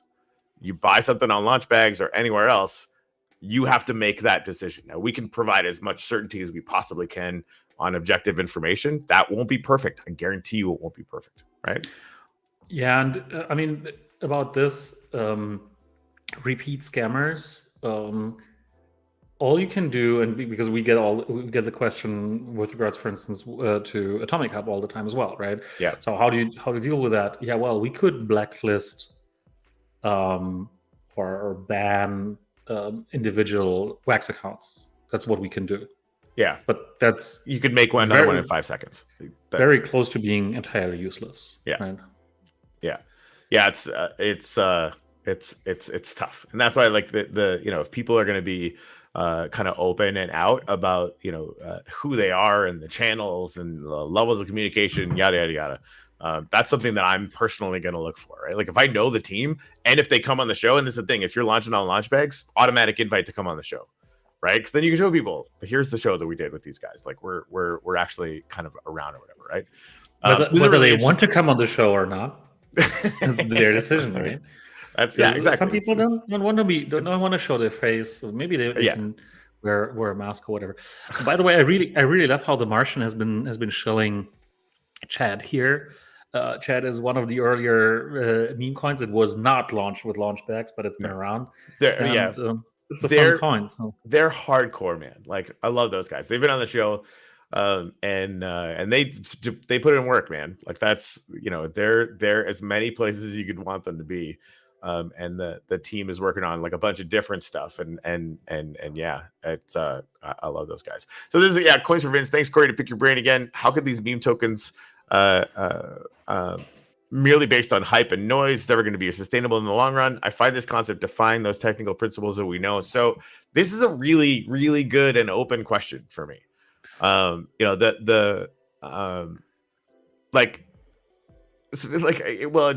is a level one, but like the some of these meme tokens on Solana that are now massive, it is noise and attention and hype. Like, there's always going to be those cycles, but like, what are the real lasting things, right? Like, what's it going to look like 10 years from now? And I say right up front, like, I don't know the answer to that. Like, it's something that I'm sort of actively exploring while we're doing all this stuff. Personally, I think it's I mean, any token price, in my personal opinion, you look at number of active wallets and number of useful transactions being done, not wash trading, right? But number of useful transactions. If you could sort of eyeball that, you're going to have a decent idea of what the price is going to look like. And so, if you have a community that is real and is, growing and doing things with the token, 10 years from now, it's still gonna be a thing, right? But yeah, like, doubt any of these will be around in 5 years. I mean, honestly, most of them won't. And honestly, like, 99% of startups in Silicon Valley won't either. Yeah, I mean, I've been very, very skeptical about meme coins altogether in general. Very, very skeptical until earlier this year.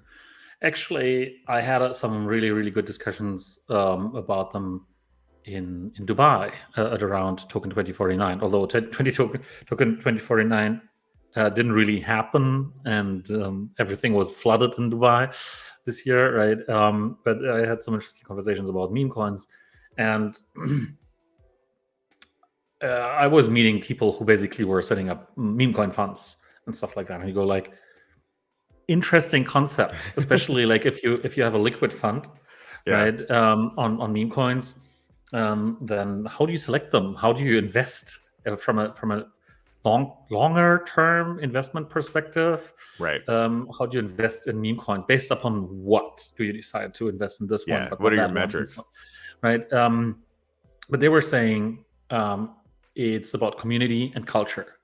And so the token price will effectively long-term reflect your ability of building community and building a culture around the meme coin. And that made sense to me because this is what most, as you said, right, this is what most tokens are about. Most tokens are about building community, and the utility value of most tokens only reflects 1, 2, maybe 5% of the token price effectively. Yeah. And everything else is speculative, meaning it's all about believing they will do well. Yeah. Right. And as you said, if you just look at pure metrics, quantitative, whatever, then if you look at whatever, the Nifty token, for instance, right, it has 18,000 holders on Wax, and it's a great token, right? It has a lot of utility. You even get money paid out via Nifty blocks for holding, for staking Nifty, right? Mhm. It has a fully diluted valuation of 322,000. Right? Like nothing. Right. I mean, So I keep coming back to like it. I think that on the flip side, right? Yeah, it's a little bit more. So this is crazy, and yes, especially in the beginning, there is nothing backing that up, right? But it is it can become something, and I really like these ideas of basically running a restaurant or whatever where you can pay with like meme coin or like these kinds of things, right? That's really cool. Or creating a beer brand with that and whatnot, right? That's really cool because if you have that community of people who really that's all that BAYC was back when it was still a thing, right? It was the belief that your Bored Ape would be a ticket into something really cool. That the community access and involvement is definitely something that I think is going to have some long-term juice. Yeah. Yes, indeed. Yeah, it's going to be interesting though. I mean, that like I go back and look at or I have done anyway, like the combined market cap of all the meme coins. Whatever it is working to attract a ridiculous amount of capital. And that's interesting, right? And again, like I'm trying to figure out how we can hopefully attract way more capital to Wax for all the things, right? Whether it's Nifty blocks, Atomic Hub, Dungeon Masters, all that stuff, right? And right now there's a hype wave around meme coins. And so that's I mean one of the main reasons why we wanted to build something that could at least give us the opportunity to maybe try and attract some of that stuff over to Wax. And I'm actually surprised that the meme coin wave is still on, right? Because it's been a long time now. It's been more than half a year with all these launches happening and so on, right? And we're still there. There's like Simon's Cat launching on BNB chain, but there's also a little bit of a dynamic on each new chain. Basically, all the capital that's on there actually goes into these new meme coins, into the first ones, right? Because they also want a different thing outside of the native token of the chain they can actually hold on to. And I think Wolf has quickly become one of these things on Wax that you can basically use Wolf as currency for your drops because everyone actually knows Wolf, everyone has Wolf, and even if the price has been going down a little, like a little, 45% is quite a lot, but it's a little compared to whatever the volatility in the crypto market overall. So people can just use that as a currency to actually have have their users pay for drops and stuff. So that's really cool. So, Yeah. I think we need more WIFs. So everyone should basically be jumping on launch bags and like on the Telegram and just discuss these things. And basically the our community, our mob meme coins, they get in on them, right? Yeah. Because we really need some of these. One of these actually do 10x, 50x, 100x for people who got in on the fair launch, and then this will trigger something. This will trigger, hey, there's money to be made, because in the end, yes, we're in the crypto space. It's all about making money. Yeah, DGen's gonna DGen. That's exactly it. Yeah, that's I agree. And again, like I think that for me now, the I'd love to see. I talked about doing it. I just can't. Like so many things going on. But the figuring out a good meme that will gain its own traction on social media. So that has like a self-generating hype machine will do really well. And again, like I don't think we know what that is. And that's sort of one of the more powerful things about people being able to iterate at very low cost, which is sort of where it's at right now. So getting more people into this, Corey. So tell me more about the Tapper. I really want to know. I've been so curious. Some people here have been pointing this out last week, and I've asked you and Juan and Jose about this, and then I don't get answers. I couldn't see it. Yeah, no, I demand to see it. And yeah, I mean, you'll be one of the first people to see it. All I get is soon TM. All I get is that. TM. Yeah, I think Juan and the Nifty team are going to be controlling access to information about that, because I'm a blabbermouth, and really things are subject to change. So I've mentioned on the show, I think we've got some really interesting wrinkles possible. Doing with it, there's going to be some short term goals, maybe some medium term goals that are going to be a goal down the road that's going to be really valuable, I think. I'm trying to call am I the only one having issues hearing Corey right now? Okay. Losing you every once in a while. Yeah, I think there's somebody's trying to call me on Facebook, and I don't know where that tab is. And that mutes your microphone. Yeah, sorry about that. Oh. Okay. Who voice calls people on Facebook? Let's just stop doing that. Okay, I think Facebook this is old school. Seriously, so Red Scorpion is having the same effect that I have. Sorry about that, guys.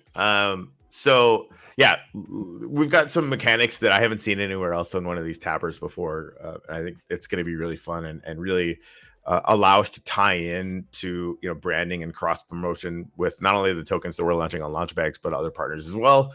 Again, to try and be valuable to other large projects in this space, so that we can sort of do some cross promotions and get some more attention on our kind of family of projects here.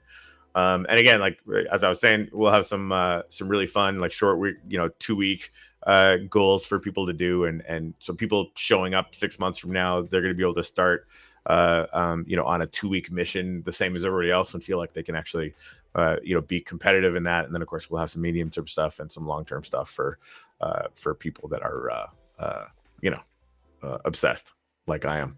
But I kind of want to come on and hear everything about Tap Monster. Or we'll have you on our show again, because like that's I put the second those clan things came out, I'm like, I'm gonna need a clan. Luckily Red Scorpion joined mine. I think he's like number 2 on the whole thing. I'm like, Red Scorpion is crazy. We're in full baller mode. Yeah, it's gonna be good. I'm excited about it. Like there's just it seems to be like there's just so many different places that stuff can go, and I think it's gonna be really good.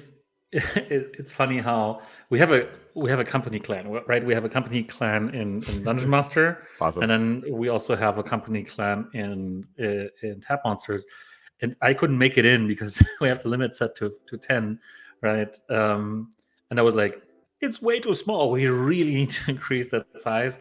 It was part of the roadmap. Maybe we'll just flat out increase the size. But if you like the clans and the stuff, wait for the battles. The battles are going to be a game changer for Tap Monsters. This is going to be incredible. I feel like you're threatening me with a good time right now. Because I know you've been playing, and I think you've used my my invite code. In the beginning, I was basically top 6, top 7 all the time, without even playing much. I couldn't play because I was like, I can't be on the top, right? But I invited a few people who played it really, really actively, so I was like right at the top. So it's like, yeah, now I'm like top 200, whatever. It's okay. People won't mind.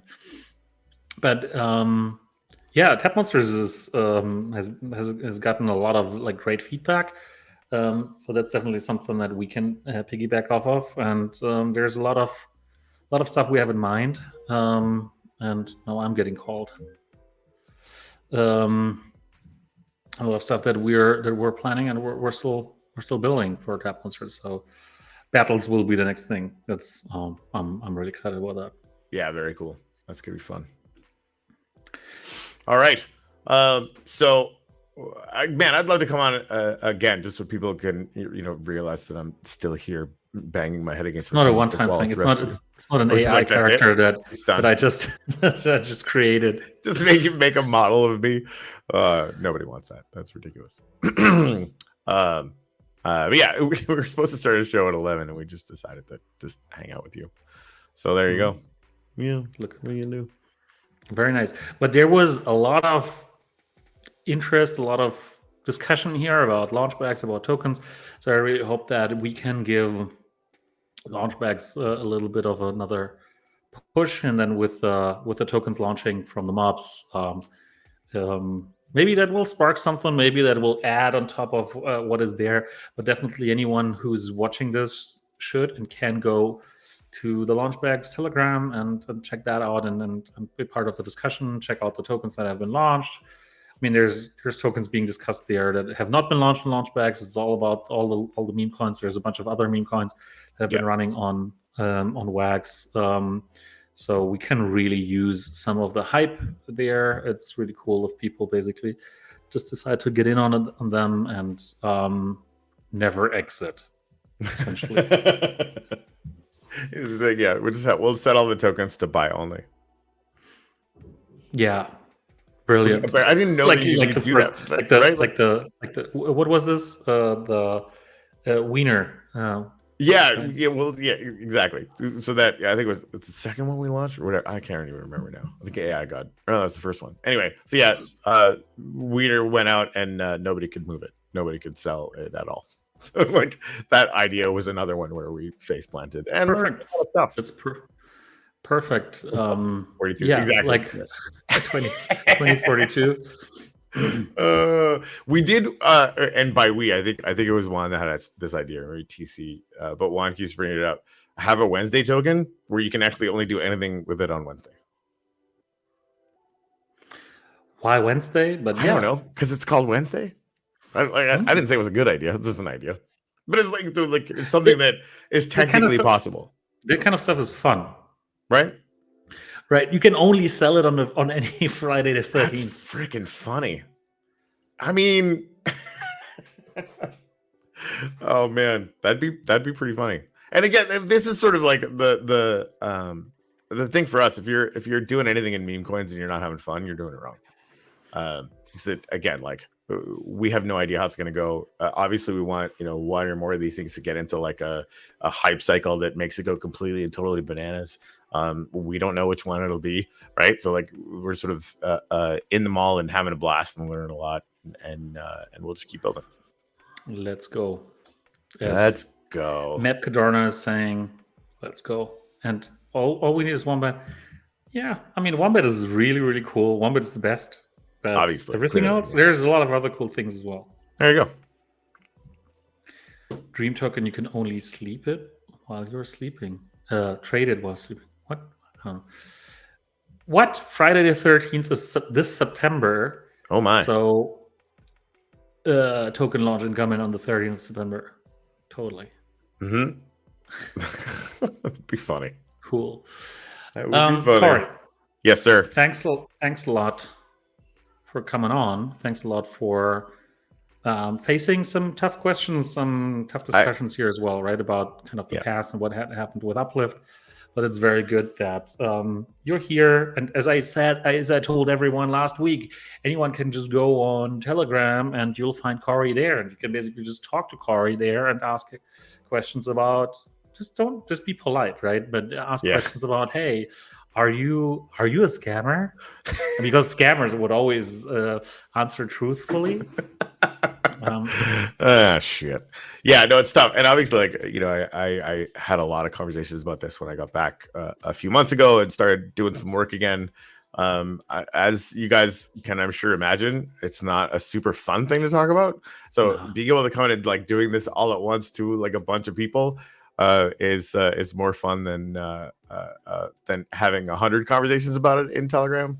But I mean, I get it. Like it was rough. And I'll tell you this, it was rougher on no one but me. I lost more than anyone. And then also got blamed for it, which was really fun.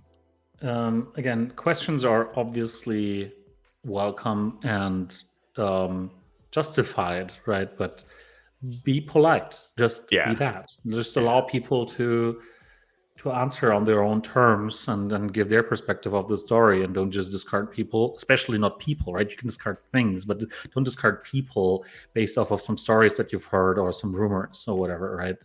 Because it's really tough. It can be really tough on people as well. And a lot of people aren't having an easy time. And there was, like, I mean, you're probably not without mistakes, right? Oh, and yes. And I'll tell everybody what my actual mistakes were, because I made some. Yeah. So there's just one thing, Corey, because thanks a lot again for being here. But have you seen the wombat, the Twitchy Tights wombat skin? The what? There's a wombat skin. Like Pop Paragon made this. It was launched 2 weeks ago, but last week we did a really cool thing, a really cool promo here on stream. Nobody has it on. Like, nobody who has it has registered just yet. But I was just gonna show it to you. It's just that I won't play. I have it, but I won't play because I don't play my own Twitchy Tides rounds. Hey, can anyone who has the wombat skin on? Is it this? I don't think it is. Because this can poop. I'm sorry, what? And it's very, very funny. So I just wanted to show it to you, but if nobody has it, or none of the people who have it is on. Oh, it's very cool. I haven't actually checked out. I think we checked out Twitchy Tides right after they launched, but not since. Oh, there's a lot of stuff going on with Twitchy Tides. Yeah. So is this like automatically updating when people put their thing in the comments? And does it? So you have to register. Your Twitch and your Wax account, and then you can basically set the fish that you're using. And there's a lot of different skins, right? There's a drop for the wombat one, and then you have to blend them into different rarities, and the different, like, depending on which rarity you have, there's more commands that you can use, which is really, really smart.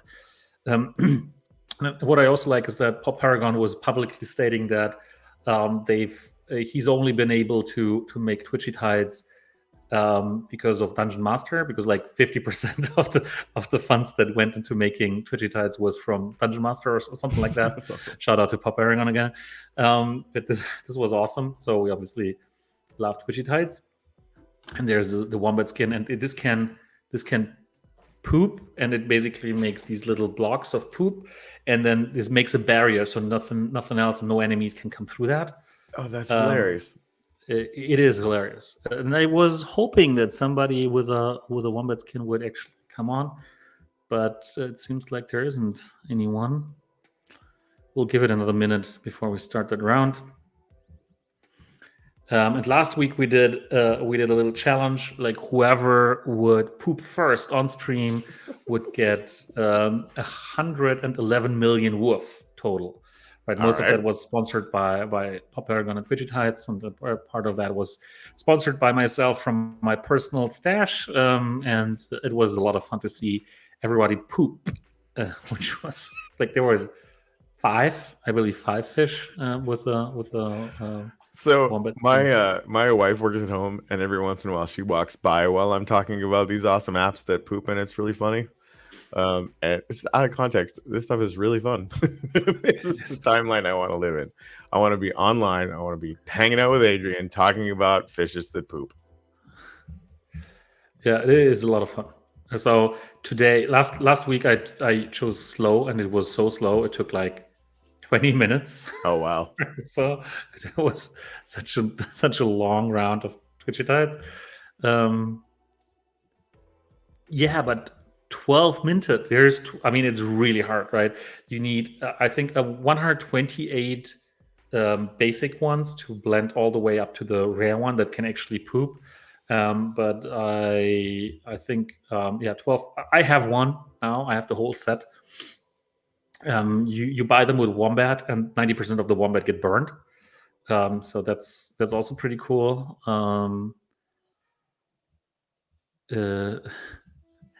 Should ask last week Wolf Winner to show us the shitty wombat. Shitty wombat? I mean, it poops. That technically makes it shitty, I guess. Okay. All right. So unfortunately, we won't see any pooping wombats here. But anyway, let's start a round, and we'll let Kari go, and then we'll do the raid. So thanks again, Kari, for coming on. Anytime. See you soon. Man. I'll be on the Nephew show sometime soon. Let's do it. And the mobs launching tokens. We're already chatting about how to do a big event through our Tapper app with them as well, which is going to be a lot of fun. So we'll talk about that when we all hang out. Yes. Yep. I won't ask when that's coming because I've heard soon. September. TM. Yeah, we're hoping early September for the launch. We gotta make some plans for that too, but we'll get there. We'll figure it out. All right, man. Thanks, guys. Thank you. We'll talk to you soon. Talk soon. Ciao. Thanks, Corey. Bye. So that was it with Kari. Thanks a lot for all of your questions. And he, I think, showed that he's a nice guy. So okay, then let's start this round. My light went off. All right, no pooping, I guess. Let's see. Top five players will get a promo box as usual. No special prizes. But I set it too fast as well, so it should be pretty fast.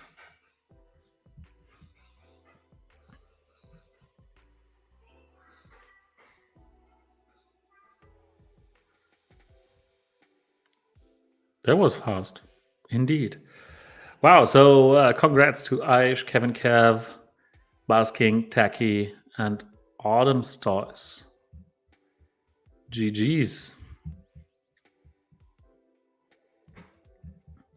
Let me share that. I know I skipped a few questions. I'm sorry for that.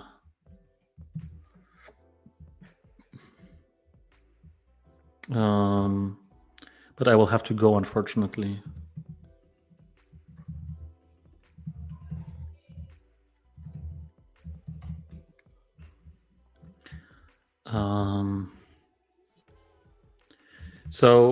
Or maybe so Kevin Cav, I forwarded that. So let's see what we can do about this. I don't know whether that was supposed to be there or not. And the new buildings, so speed and contribution, that's the kitchen and the stadium. So you can build them as a clan, and they can give you up to,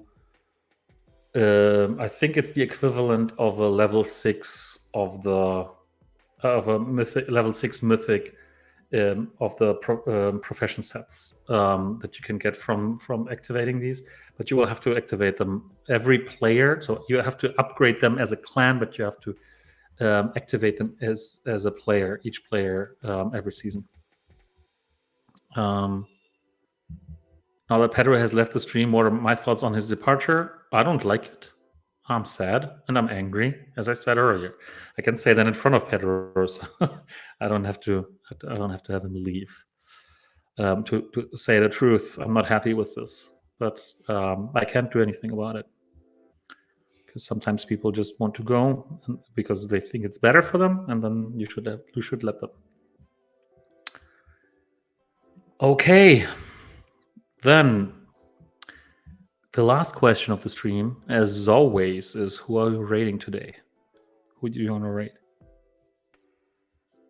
So we have the Sam Bam playing Gods Unchained. Oh, this UI.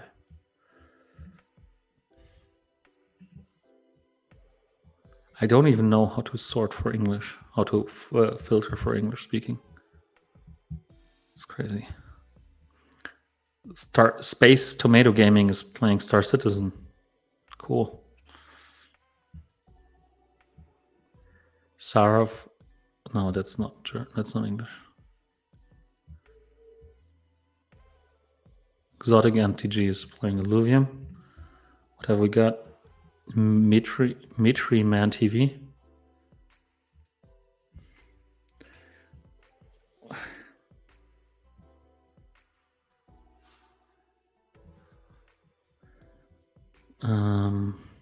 Ninja.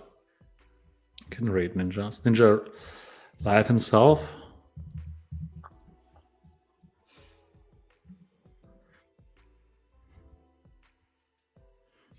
Black Myth Wukong. That looks cool. Do you want to see Ninja or do you want to see Mitri Man?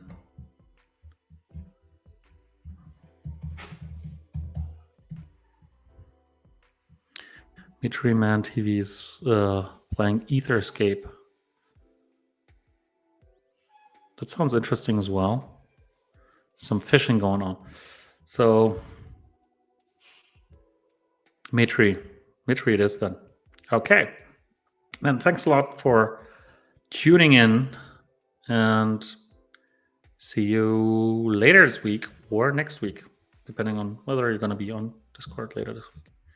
All right. Have fun. Thanks a lot for being here. Thanks a lot for all of your questions and your you being nice to both Pedro and Corey. And yeah, see you next week. Thanks a lot. And